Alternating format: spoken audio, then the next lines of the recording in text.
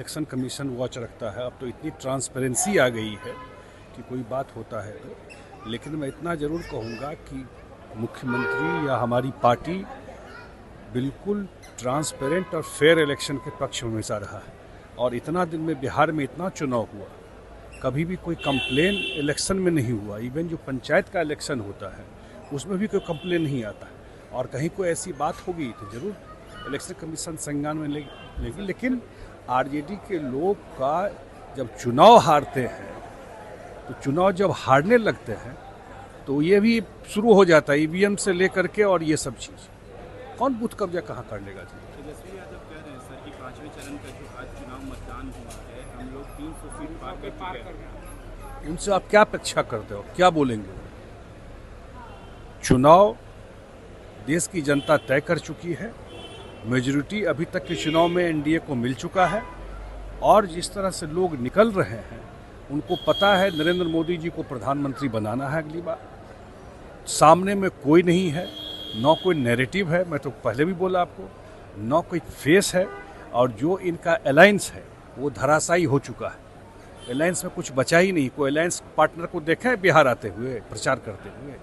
यहाँ तो आप देख रहे हैं कि सारे अलायंस के लोग एक दूसरे के लिए काम कर रहे हैं। तो सब बात जनता देखती है। अब मुझे लगता है कि 2024 में 2019 से भी ज़्यादा सीट के साथ एनडीए सरकार बनाएगी।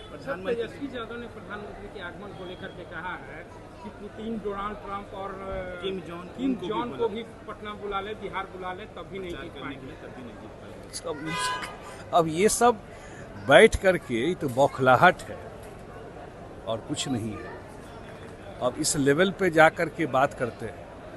प्रधानमंत्री जी को बिहार से लगाव है, बिहार के धरती से लगाव है, बिहार के लोगों से लगाव है। हर एक फेज में हम लोग तो देख रहे हैं ना, हमारे प्रत्याशी भी सारे लोग चाहते हैं उनको प्रधानमंत्री जी का कार्यक्रम मिले और वो कोशिश करते हैं जितना एकोमोडेट कर सके। और उनके जो पार्टनर हैं जिनको लेके घूम रहे हैं उनका एक मीटिंग आप देखे हैं? सबसे बड़ी पार्टनर तो कांग्रेस है ना, जिसके साथ ये चाहता है कि हम 300 सीट जीत गए, ये नहीं बोल रहे हैं। एक मीटिंग बिहार में करते देखे हैं? क्यों नहीं कर रहे हैं बिहार में उनके जो पार्टनर है मीटिंग? क्या हो गया, क्यों नहीं बुलाते हैं? क्योंकि पता है कि यहाँ कुछ अब मिलने वाला नहीं। और हमको लगता है ये सब बात बहुत फ्रिवलस और हल्का बात लगता है कि इनको बुला लीजिए, उनको बुला लीजिए। अरे जनता नरेंद्र मोदी और नीतीश कुमार को देख करके वोट करेगी, किम जोंग को बुला करके वोट करेगी।